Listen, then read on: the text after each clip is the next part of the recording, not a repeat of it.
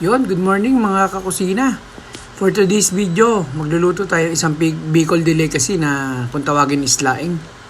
Yan ang menu natin for today. Una natin gagawin, maglalagay tayo ng mantika. Tapos sunod yung luya. Yan. Gilak, isa. Tapos sibuyas. Bawang. Gigisay lang natin siya hanggang makuha niya na yung aroma niya. Siyempre, ang kasunod dyan, hindi mawawala yung isa sa magpapalasa, bagoong alamang. Luto na nga pala yung bagoong alamang ko. Tira ko pa nung nakaraan yan. Yan, isa. Tapos giniling. Yung giniling na yan, napalambot ko na kanina. Kaya mapapansin niyo, parang luto na. Yan, gisa-gisa lang. Haluin na natin ngayon kasi mamaya hindi na natin nahaluin masyado yan. Yan, lagyan na natin yung pangalawang piga ng gata. Nabubulol pa. Yan, pakuli lang natin. Yan, kumukulo na siya, no?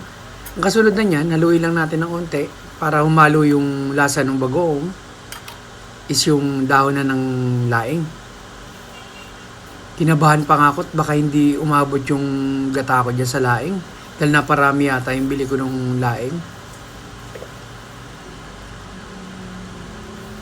Yan, lagay lang natin siya. Takpan natin ng onte para makulob siya ng onte. Yan, napansin nyo, no? Nagpalit ako ng lagayan kasi baka hindi kasi maluto yung nasa gitna. Kaya nilipat ko siya. Medyo marami pala yan.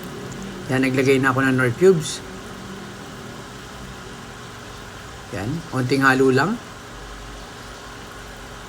Siyempre, lalagyan natin ng pampalasa, patis. Yan. At ang hindi mawawala sa akin pag naggagata ako na maglagay is yung suka para mas humaba yung shelf life niya. Hindi siya kagad mapanis. Yan, hintay lang natin.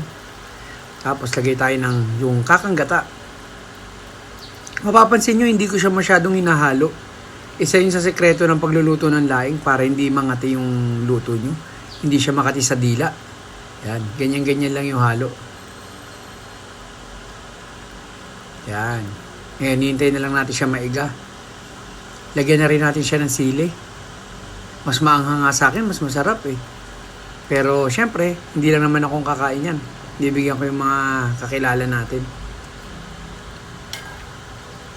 Alam na kasunod yan, onting iga na lang.